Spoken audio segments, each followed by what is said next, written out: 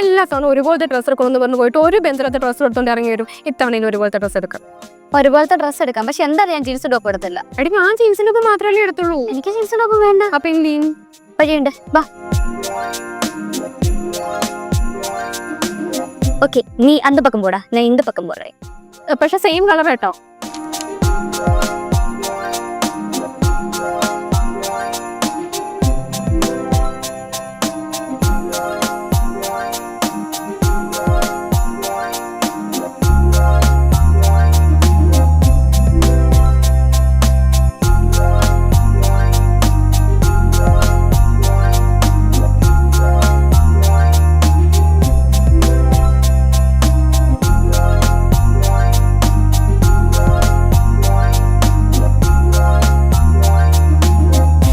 Okay അല്ലേ?